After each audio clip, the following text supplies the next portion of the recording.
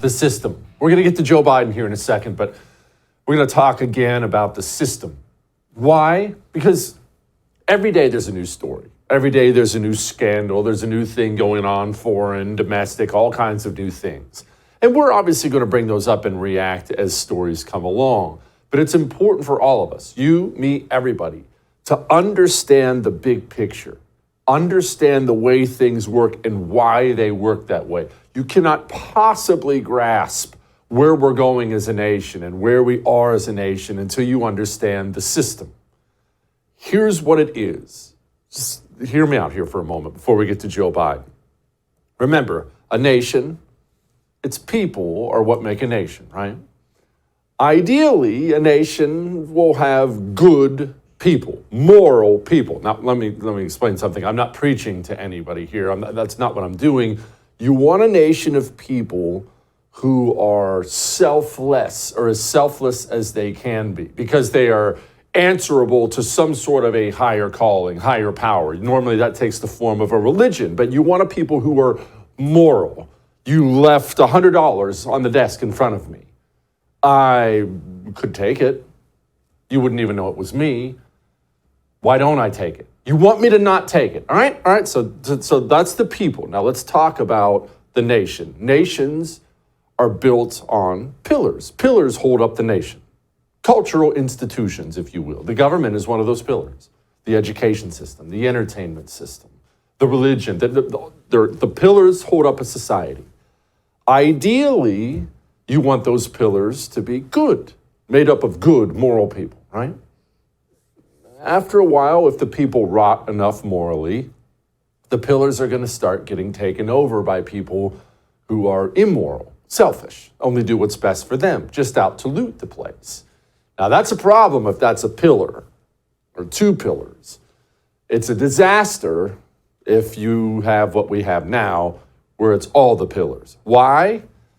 Why is it a disaster? Because now, instead of keeping each other in check, now they work together. You see, they have all figured out, all the cultural institutions, that they hate the country or at least don't care about it, and they're only out to loot it now. And they know if they work together, if the media works with the education system and works with the entertainers and works with the government, and you never see any of that, right? But if they work together, then they can really pillage the treasury on the way out the door. Now, remember this. The system, which is what I just described, all the pillars working together, the system, its only purpose is to protect itself. It has no other outside purposes whatsoever. It only exists to protect itself. If there's ever a threat to it from any direction, it will attack. It will lock shields and defend itself, and it will attack until that threat is gone. Look what they did to Donald Trump. Look what they're still doing to Donald Trump. That's what the system is. That's what it does. Which brings us to Joe Biden. Joe Biden is a problem. Now, I'm not talking about for you or for me. Obviously, we already know he's a problem for the things you want, the things I want. Joe Biden is a problem now for the system. He hasn't been. He's actually been wonderful for the system, just this kind of walking cadaver that you can make do whatever he wants. Remember, they were worried about how their primary was shaping up. Oh my gosh, Bernie Sanders is going to win, and then he'll lose to Donald Trump. We can't have that. So they throw Joe Biden in. Look at Joe Biden. Look at him right there. He can't walk. The president of the United States of America cannot walk. And when he does walk, you can tell he's left, right. Am I doing straight? Am I walking straight? You can tell when somebody can't walk anymore. That's our president. That's a problem for the system because the system needs him to stay in power. You and normal Americans look at that guy and say, oh my gosh, that's embarrassing. That's a problem for the system. It's a problem for the system that Joe Biden continues to spill national security secrets to the press. Mr. President, any update on the cocaine? Mr. President, I cluster munitions. Why now? We've run out of ammunition.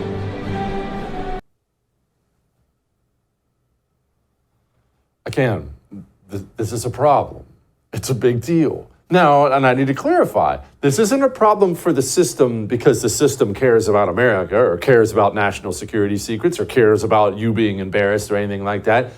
It's a problem for the system because Joe Biden is so unpopular and he's such a disaster that they risk losing the presidency. And the presidency isn't everything to them, but it is really, really, really, really important.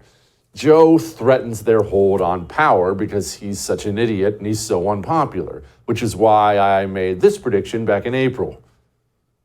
I think the powers that be are tired of Joe Biden, frustrated with him, and I think this entire thing is a coordinated effort to get Joe Biden to resign.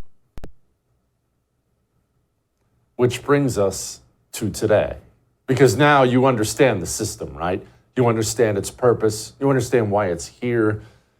Miraculous, when stories all seem to drop from separate media outlets, and they all seem to have the same theme. Here is CNN. Many of these people do say, and these are ardent supporters of yours, the next thing he should do is step aside and let another generation of Democrats take the baton. Why are they wrong? Well, let me, not right or wrong. Look, to use the phrase again, I think we're at an inflection point. I think the world is changing, and I think there is one thing that comes with age if you've been honest about it your whole life, and that is some wisdom. First of all, you couldn't even understand what he said for the first half of that answer. But that's quite a question for the lapdog media to ask, isn't it? But it's much more than just CNN. Axios is out today with a story, Old Yeller, Biden's private fury, and it describes in detail Joe Biden yelling at his staff, Joe Biden cussing at staffers, erupting with a bad temper. Makes Joe not look that good. They even capped it off with this little gem. The private eruptions paint a more complicated picture of Biden as a manager and president than his carefully cultivated image as a kindly uncle who loves aviator sunglasses and ice cream. But here's what makes me laugh about that. The media created that image. Axios. You guys were the ones creating the image. And now, because the system is done with Joe Biden, the media is the ones destroying that image.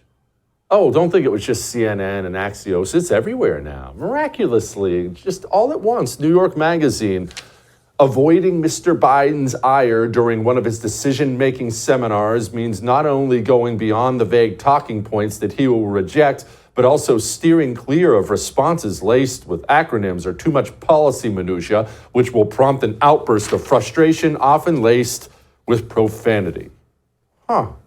So, just like that, all these media outlets have decided that they don't like Joe Biden anymore. Oh, wait, there's more. The Atlantic, maybe the most putrid publication in the United States of America. Quote, step aside, Joe Biden, and argues that Joe Biden is too old and can't run for office anymore. We even have the New York Times calling out Joe Biden for denying the existence of his 7th grandchild. That baby girl Joe Biden likes to ignore. The New York Times, it's 7 grandkids, Mr. President. Now, you and I know that Joe Biden's disgusting for denying the existence of his granddaughter, whether he likes the circumstances she was born in or not. You and I have called out these things many, many times, but the New York Times saw this clip and got angry. Why? I have 6 grandchildren, and I'm crazy about them. And I speak to them every single day. Not a joke. You watched that and got angry a long time ago. Why did the New York Times watch that and get angry today? Well, I promise you it wasn't because they're worried about adorable 4-year-old Navy Joan. That's Joe Biden's 7th grandchild. That's her name. It's not because they care about her.